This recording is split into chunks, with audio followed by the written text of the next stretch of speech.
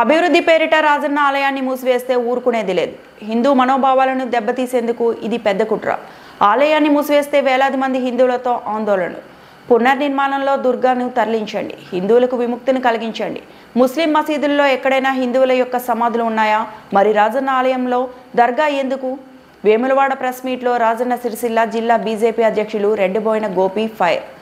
సమావేశంలో జిల్లా ప్రధాన కార్యదర్శి పొన్నాల తిరుపతి రెడ్డి, జిల్లా ఉపాధ్యక్షులు బండా మల్లేశం, సిరికొండ శ్రీనివాస్, గోపాడి సురేంద్రరావు, వేములవాడ అర్బన్ అధ్యక్షులు బూరుగుపల్లి పరమేశ్లు పాల్గొన్నారు.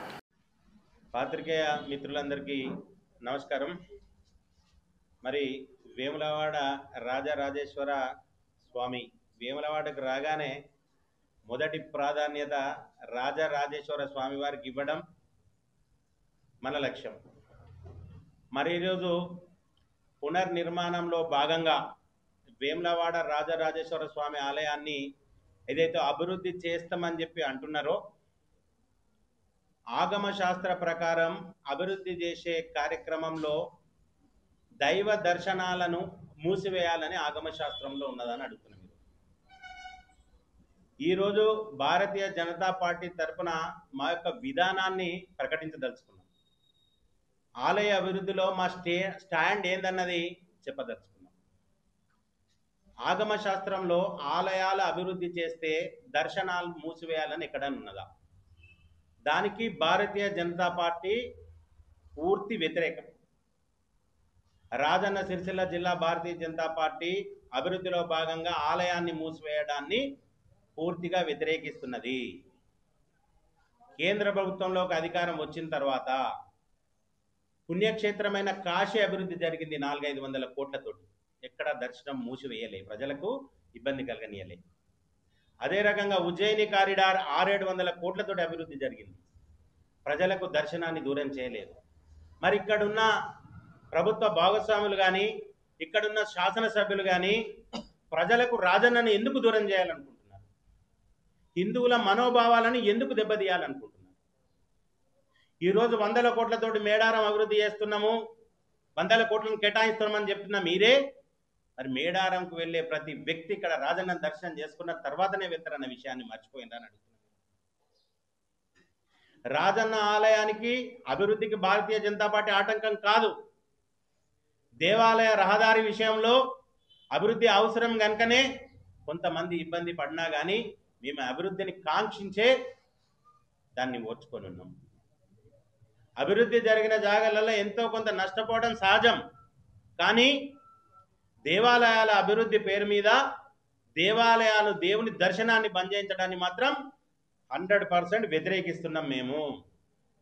రేపొద్దున ఈ రకంగా వీటిని పరిగణలోకి తీసుకోకుండా దేవాలయాన్ని మూసివేసే పరిస్థితి వస్తే వేలాది మంది వ్యక్తి హిందువులతోటి దర్శనానికి భారతీయ జనతా పార్టీ కట్టుబడి ఉండి దర్శనానికి వస్తుందని చెప్పి పాత్రికేయ మిత్రుల ద్వారా తెలియజేస్తున్నాం. మీరు ఇకపోతే ఆగమ శాస్త్రం అభివృద్ధిలో దేవాలయంలో దర్గా ఉండాలని ఉందా?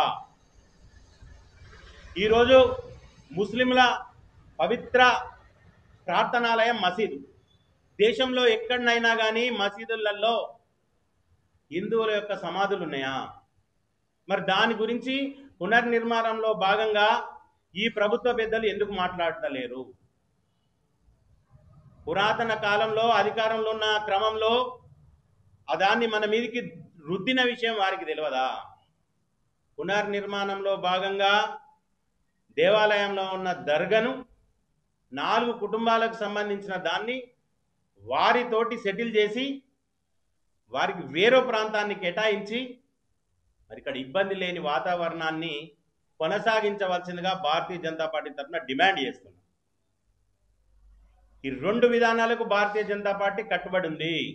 రానున్న రోజుల్లో అభివృద్ధి పేరుతోటి హిందువుల మనోభావాలను దెబ్బతీసే విధంగా కానీ, హిందూ దేవతా దేవతలను ప్రజలకు దూరం చేసే విధానంలో కానీ, పునర్నిర్మాణంలో భాగంగా దర్గాను వేరే దగ్గరికి తీసుకుపోకుండా అక్కడనే ఉంచితే మాత్రం భారతీయ జనతా పార్టీ దాన్ని ఖండిస్తుంది.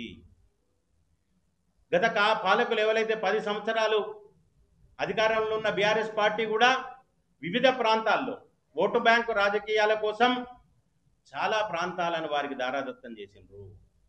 ఇప్పుడున్న ప్రభుత్వం కూడా హిందువుల మనోభావాలను దెబ్బతీసే విధంగా దేవాలయాలను మూసివేసే ప్రక్రియ చేస్తున్నారు. దీనికి భారతీయ జనతా పార్టీ పూర్తిగా వ్యతిరేకం. హిందువులందరూ గమనించాల్సిన అవసరం ఉన్నది. దేవాలయాల పట్ల కానీ హిందువుల పట్ల కానీ మా గౌరవ పార్లమెంటు సభ్యులు బండి సంజయ్ కుమార్ గారి నేతృత్వంలోని భారతీయ జనతా పార్టీ మా పార్లమెంటు పరిధిలో ఎక్కడ ఇలాంటి అవాంఛనీయ సంఘటనలు జరిగినా కానీ తక్షణమే స్పందిస్తూ దానికి వ్యతిరేక ఉద్యమాలను కొనసాగిస్తామని తెలియజేస్తున్నాం.